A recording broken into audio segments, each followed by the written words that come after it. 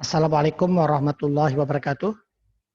Pada kesempatan kali ini saya akan menyampaikan materi mengenai cara mengenal diri melalui talent mapping. Saya akan memperkenalkan terlebih dahulu. Nama saya Samsul Buhari. Saya lahir di Sumba Besar pada tanggal 14 Juli tahun 1965. Saya bekerja sebagai ASN di BKD Provinsi Nusa Tenggara Barat. Pendidikan saya S1 Sarjana Psikologi di Universitas Wisnuwardana Malang.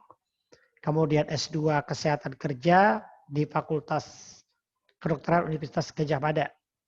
Aktivitasnya selain sebagai pegawai negeri sipil, juga sebagai anggota Kagama Provinsi NTB, anggota APSI, anggota IPK, dan anggota APIO di HIMSI Provinsi Nusa Tenggara Barat. Sebagai penanggung jawab Biro Psikologi Katarsis dan juga konsultan pendidikan pada beberapa sekolah SMP dan SMA. Istri Dr. Hajah Siti Napsiah memiliki 2 orang anak, yaitu Sakila Apifah Humairah dan Safira Amila Putri. Tinggal di Perum Elit Rinjani Asri 1A nomor 4 di Jatisela. Telepon yang bisa dihubungi di 0818 052 69712 dan 0818 366389. Baiklah, kita memulainya. Berawal dari pertanyaan, who am I? Sebagai ilustrasi, di sini saya akan sedikit memberikan gambaran seorang pemuda yang bernama Rizal. Dia adalah pemuda yang pemalu, ya selalu sulit menjalin pergaulan, sangat jarang mau menceritakan perasaannya, keinginan dan pikiran yang ada di dalam dirinya. Akibatnya dia kurang dikenal dengan teman sepergaulannya. Sifat-sifat yang ada pada Rizal, sebenarnya siapa dia, ini perlu digali. Sehingga dia bisa bergaul dengan orang lain, dia bisa menceritakan perasaan-perasaannya kepada orang lain, dan orang lain juga bisa mengerti tentang siapa Rizal sebenarnya. Mengenal diri sendiri dapat kita lakukan ya sebelum melakukan talent mapping, yaitu kita bisa mengenal aktivitas-aktivitas favorit yang sering atau berulang dilakukan. Mencari tahu kepandiannya, apakah pandai bergaul, pandai mencari jalan keluar, pandai menyusun strategi, ya. Kemudian bisa bertanya pada orang lain, yaitu orang-orang yang cenderung dekat dengannya, apa aktivitas-aktivitas yang sering dilakukan. Kemudian kenali potensi dominan, kemudian jangan takut berbeda dengan orang lain, dan menghargai diri sendiri. Adapun cara menemukan diri, ya bisa melalui 7 wilayah kerja. Kemudian ada 30 peran produktif, ada 114 aktivitas produktif, dan ada 34 sifat produktif. Yang dimaksud dengan 34 sifat produktif itu, yaitu sebagai landasan dari potensi seseorang maupun kesesuaian dengan peran tertentu. Ada sekitar 5.000 dari 18.000 trait atau butir-butir sifat yang dapat dimanfaatkan untuk produktivitas. Ke 5.000 traits ini kemudian dikelompokkan menjadi 400 dan kemudian dikelompokkan lagi menjadi 34 dan dikenal sebagai Clifton Talendam. Kemudian 114 aktivitas produktif. Di sini dari sekitar 13.000 aktivitas, itu ditemukan 114 klaster aktivitas produktif yang terdiri dari 15 aktivitas terkait fisik, yaitu memasak, melukis, menyanyi, dan 99 aktivitas terkait sifat produktif, yaitu bakat. Dengan memilih sekitar 22 dari 99 aktivitas terkait sifat produktif, dengan konsep enjoy, easy, excellent, maka kita bisa menemukan potensi kekuatan yang setiap orang itu memiliki. Kita lanjutkan dengan 30 peran produktif, yaitu salah satu cara yang paling sederhana untuk menemukan diri. Adalah dengan memilih 6 dari 30 peran manusia yang dirasakan gua banget. Atau menggambarkan dirinya. Ternyata pilihan gua banget itu sangat terkait dengan sifat produktif atau bakat masing-masing setiap orang. Adapun 7 area kerja, ya, mana yang disukai ketika bekerja? Ada 2, yaitu ada yang bersifat interpersonal, yaitu berinteraksi dengan orang lain, dan bersifat individual. Yang berhubungan dengan interpersonal, berinteraksi dengan orang lain, adalah mengendalikan, bekerja sama, melayani, dan merawat. Sedangkan yang individual berpikir, menggunakan otak kiri itu lebih mengarah kepada logika, kemudian otak kanan itu intuitif dan tidak berpikir, artinya di luar ruangan dan di dalam ruangan. Kita lanjutkan, kata orang tak kenal maka tak sayang. Ada baiknya kita mengenal sedikit dulu sejarah talent mapping. Tema bakat Gallup, yaitu pada tahun 1999 dalam buku Break All the Rules yang ditulis oleh Marcus Buckingham, itu sudah ada usaha untuk membuat tema bakat dalam 3 kelompok. Kemudian tahun 2021 dalam buku How Discover Your Strength ditulis oleh Donald Clifton, dipastikan ada 34 tema bakat dalam 4 kelompok. Di tahun 2009, setelah diaplikasikan ke dalam ranah leadership, dalam buku Strength Based Leadership oleh Tom Russ, 34 tema tersebut disusun dalam 4 kelompok yang sedikit berbeda. Para pakar kebanyakan berusaha mengkaitkan langsung peran dengan personality. Gallup dan M. Buckingham juga mengkaitkan langsung peran dengan bakat, yaitu personality yang produktif. Umumnya, personality dikelompokkan dalam berbagai model pengelompokan, sedangkan Gallup dengan 2 juta database pegawai berhasil menemukan personality trait yang terkait dengan produktivitas yang disebut dengan bakat. Selanjutnya perlu kita mengetahui talent mapping di Indonesia.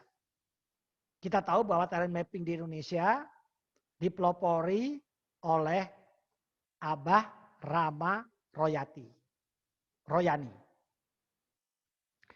Menurut Abah Royani ini, ada 2 sumber bakat manusia, yaitu panca indera dan sifat.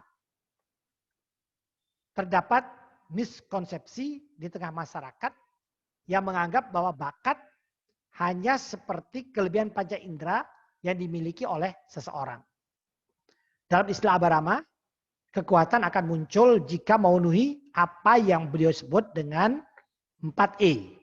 Yaitu enjoy, easy, excellent, dan earn.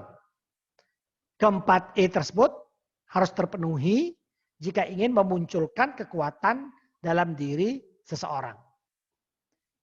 Nah, Jika kita mampu memetakan bakat kita akan diarahkan untuk mengkategorikan diri kita sesuai dengan panduan yang diperoleh dari hasil penelitian Abarama secara intensif, yaitu talent mapping. Dan beliau berharap dengan talent mapping itu akan bisa membantu banyak orang menyadari dan mengetahui apa yang menjadi bakat dominan sehingga mereka mampu mencapai potensi dan kinerja yang maksimal. Sekarang timbul pertanyaan pada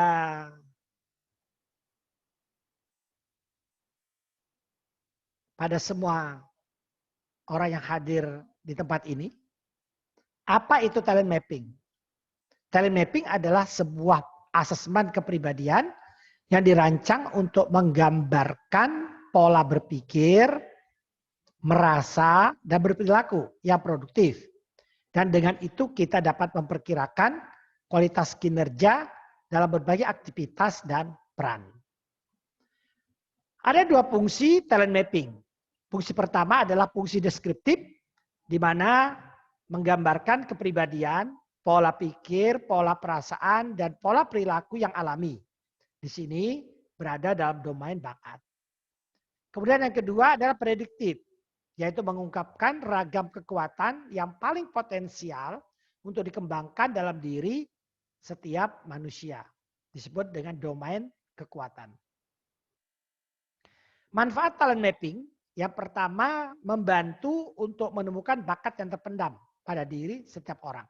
Karena setiap orang itu unik, memiliki bakat masing-masing. Yang kedua, membantu untuk mengembangkan bakat yang Anda punyai. Yang ketiga, bisa membantu mengetahui kepribadian seseorang. Keempat, membantu mengetahui tingkat kepercayaan seseorang. Yang kelima, membuat orang tidak fokus pada kelemahan. Adapun beberapa kegunaan talent mapping, yaitu pada fungsi kepemimpinan, itu bisa kita gunakan untuk memprediksi bagaimana seseorang dalam memimpin. Bisa sebagai motivasi, bisa untuk penempatan, bisa juga talent mapping into recruitment, bisa untuk pemetaan seseorang, bisa untuk menentukan karir, ya, karirnya, bisa juga untuk melihat bagaimana team building, bagaimana mental health, bisa untuk pendidikan, jadi pendidikannya bisa untuk terutama anak SMA, kita bisa melihat jurusan yang tepat, kemudian lulus SMA untuk memilih bidang studi, memilih bidang studi yang akan dia lanjutkan, mau kuliah di fakultas apa, atau mau berkarir seperti apa. Kemudian parenting ini bisa untuk melihat hubungan suami istri, konflik suami istri, bisa juga untuk mereka-mereka yang akan mencari pasangan, dan juga talent mapping bisa digunakan untuk mengetahui tentang dirinya.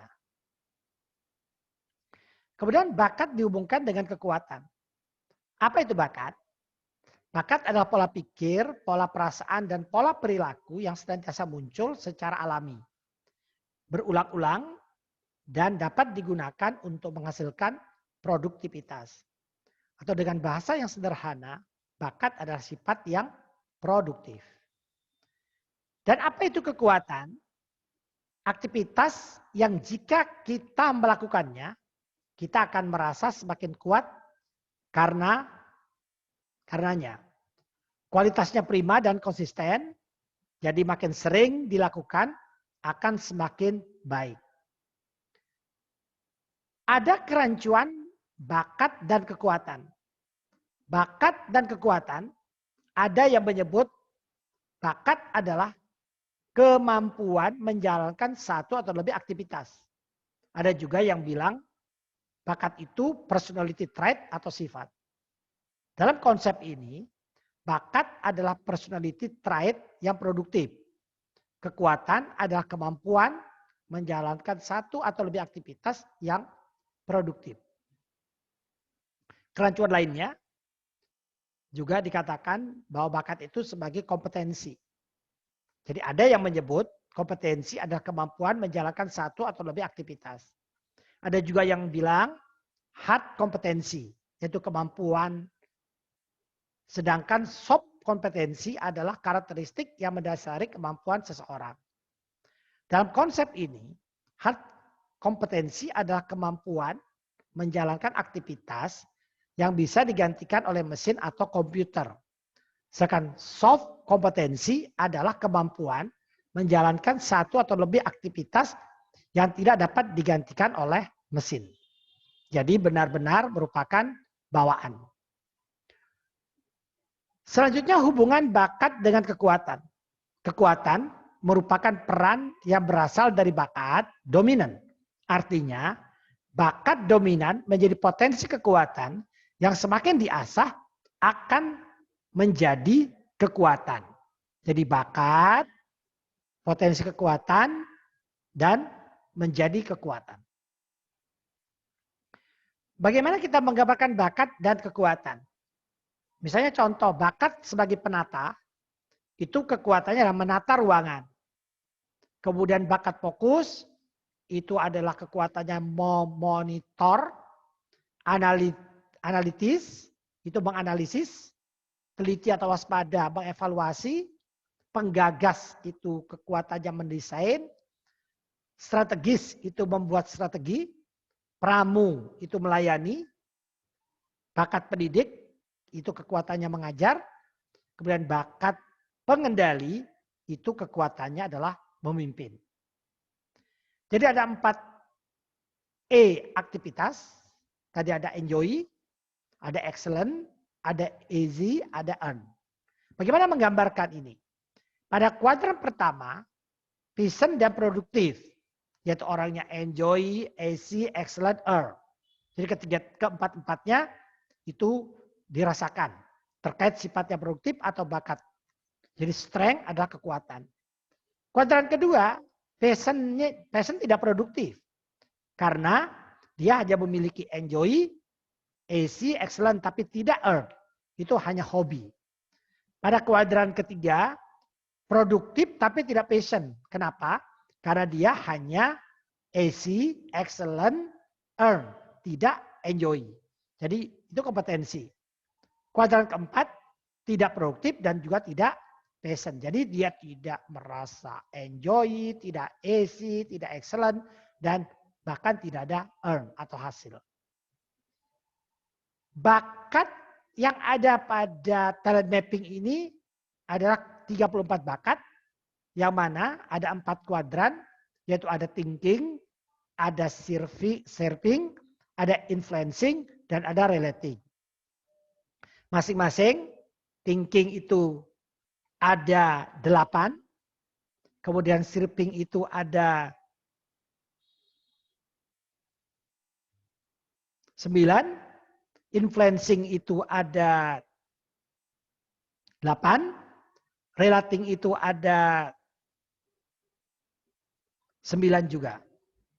Nah, area thinking itu lebih kepada menggunakan pikiran. Di sini ada 8 bakat. Ada yang disebut dengan bakat strategik, yaitu kemampuan seseorang untuk menciptakan alternatif jalan untuk mengerjakan sesuatu. Ada futuristik, yaitu seseorang yang terinspirasi oleh masa depan. Ada vision, yaitu orang yang antusias dengan ide-ide. Kemudian ada analitik, seorang pribadi yang sedang mencari sebab akibat. Kemudian ada learner, yaitu pribadi yang bergairah untuk belajar. Ada input, yaitu dia selalu mencari informasi, mengumpulkan sesuatu, ya berhubungan dengan informasi.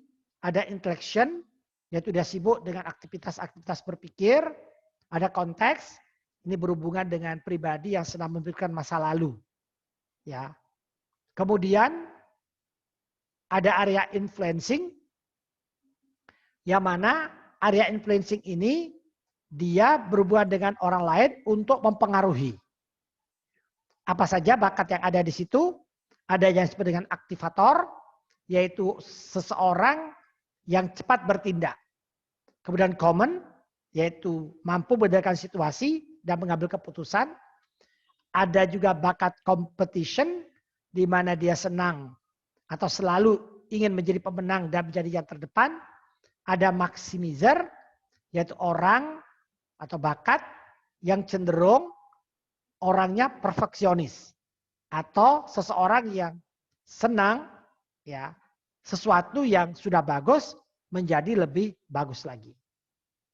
Selanjutnya ada bakat communication, yaitu senang menyatakan pikiran dengan kata-kata. Ada Wu, yaitu senang atas tantangan bertemu orang baru.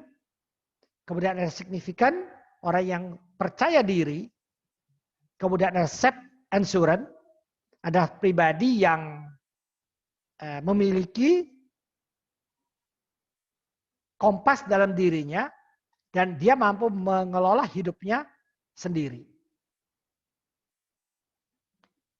Ada area stripping itu lebih bersifat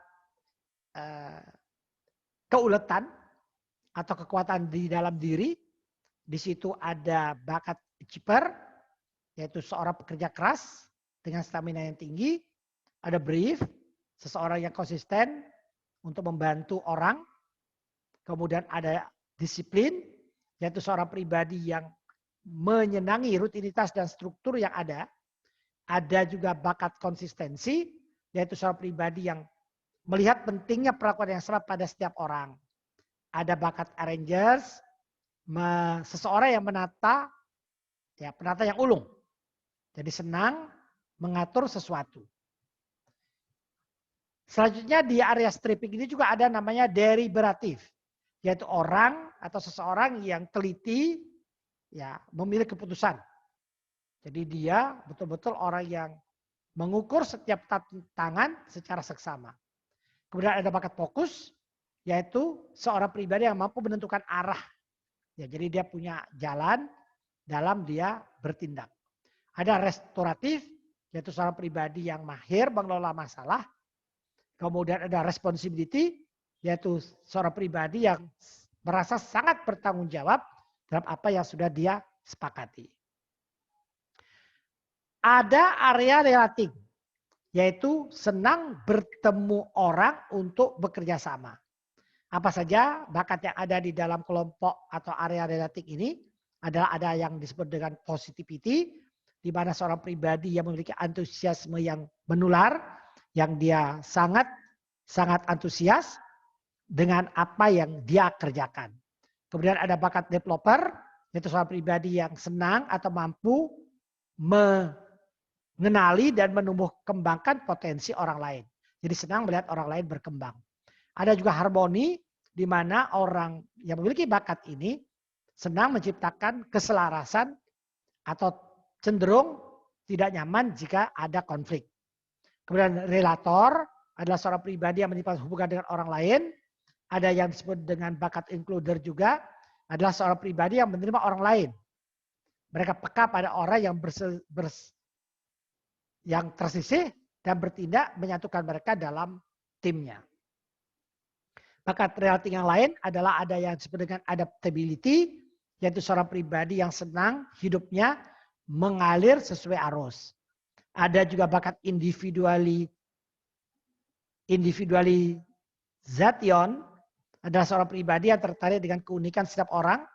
Ada bakat connectedness, adalah seorang pribadi yang meyakini bahwa segala sesuatu terhubung. Kemudian ada bakat empati, adalah seorang pribadi yang dapat merasakan perasaan orang lain dengan membayangkan dirinya berada dalam situasi tersebut. Dikatakan bahwa ada 4 area talent mapping, yang tadi adalah penjabarannya. Yang pertama ada yang bersifat area individual. Yang mana ada 2 area individual, yaitu area yang senang berpikir dan area semangat dari dirinya. Kemudian area interpersonal, yaitu senang bertemu orang untuk mempengaruhi dan senang bertemu orang untuk bekerja sama. Nah, dalam peta bakat ini akan tergambar ya ada thinking, ada stripping, ada influencing, dan ada relating. ada urutan bakat. Jadi nanti dari hasil asesmen talent mapping akan ada peta bakat yang menggambarkan atau mendeskripsikan dalam bentuk gambar urutan bakat. Jadi bakat-bakat itu akan tergambar dalam petanya.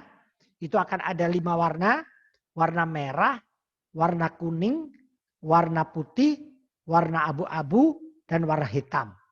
Masing-masing menggambarkan kekuatannya, kekuatan dari bakat itu. Jika berwarna merah, berarti bakatnya sangat kuat. Kuning itu kuat, putih itu adalah sedang, kemudian abu-abu adalah lemah, dan hitam sangat lemah atau sangat terbatas. Kemudian nanti dari hasil pemetaan talent mapping itu akan diurutkan dalam urutan-urutan bakat dari urutan 1 yang paling kuat sampai urutan 34 adalah bakat yang sangat lemah atau terbatas. Kemudian akan ada strength cluster map. Nah, di sini akan menggambarkan ada 8 aktivitas manusia, ya, menggambarkan aktivitasnya, apakah dia memang N itu networking, ada H ini adalah headman atau mempengaruhi orang lain, ini sosial, ini serving atau orang yang sedang melayani, ada GI, ini menggunakan otak kanan, ya, adalah daerah atau wilayah kreatif, ini teknik, ini elementary, ini rationing, ini thinking. Ini menggunakan otak kiri atas, ini menggunakan otak kiri bawah. Selanjutnya akan kita bahas, ya akan saya bahas hasil dari asesmen report. Jadi setelah mengisi pertanyaan yang ada, maka akan menghasilkan talent mapping. Jadi menggali bakat melalui talent mapping assessment adalah menggali sifat produktif yang berasal dari 170 pertanyaan. Dari sini atau dari pertanyaan-pertanyaan yang diberikan oleh seseorang akan diinterpretasikan kekuatan yang terkait dengan peran maupun bakat dominan yang dimiliki. Jadi pertanyaan-pertanyaan itu merupakan self-assessment.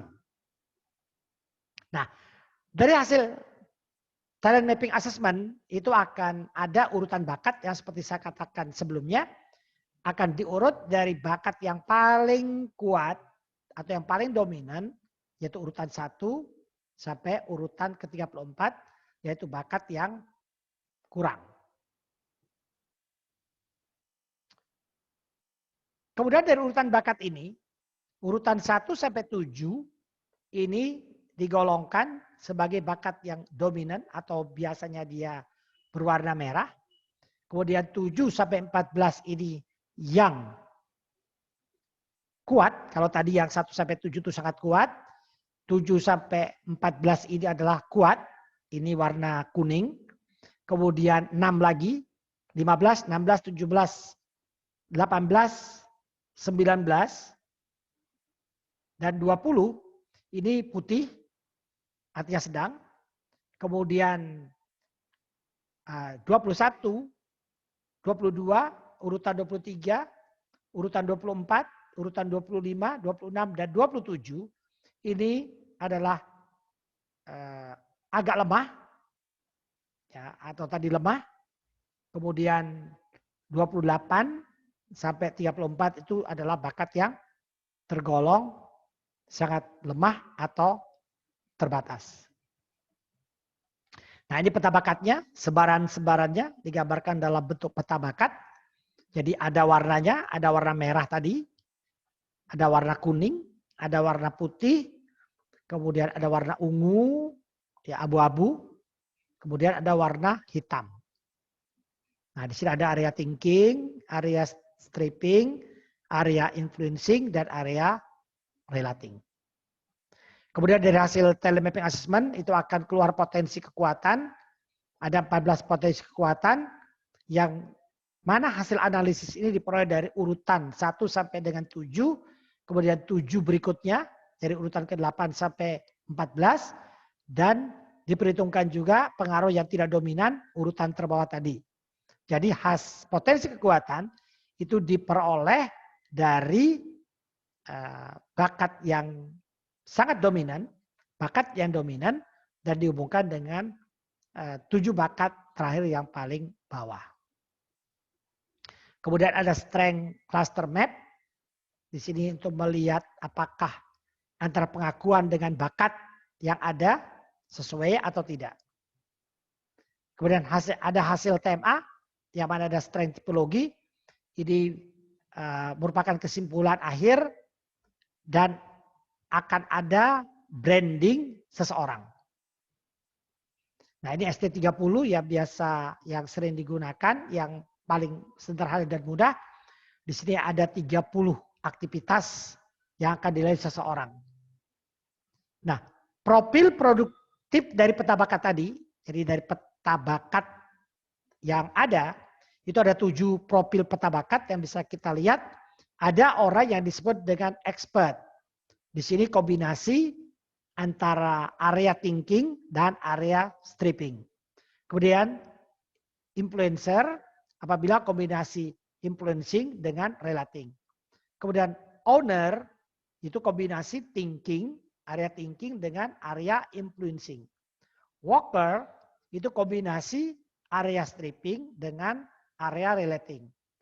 People expert itu kombinasi antara area thinking dengan area relating. Pioneer itu adalah kombinasi bakat ya area influencing dengan area stripping. Dan yang terakhir manager, dia merata penyebarannya pada 4 area peta bakat. Akhirnya setiap manusia tanpa kecuali itu sudah diberikan keistimewaan yang unik yang disebut dengan bakat yang merupakan fondasi dari bangunan kesuksesan masing-masing orang. Keistimewaan unik masing-masing orang merupakan sumber dari potensi kekuatan. Ibarat kapak, kita mengasah kapak, jadi kita akan menggunakan sisi-sisinya tergantung dari kebutuhan. Sisi mana yang seharusnya diasah agar cepat berhasil dan bermanfaat. Inilah yang dimaksud dengan strength your strength, mengasah bakat. Kesimpulannya adalah setiap ciptaan memiliki fitur unik atau bakat sesuai dengan untuk apa dia itu diciptakan. Karir terbaik seseorang selalu terkait dengan fitur unik atau bakatnya. Memahami bakat penting untuk memilih jurusan, program pengembangan diri, memilih karir yang sesuai dengan panggilan, memahami orang lain, membangun tim, menjadi authentic leader. Sekian, terima kasih. Semoga ada manfaatnya. Semoga bermanfaat. Sekian, terima kasih. Dan wassalamualaikum warahmatullahi wabarakatuh.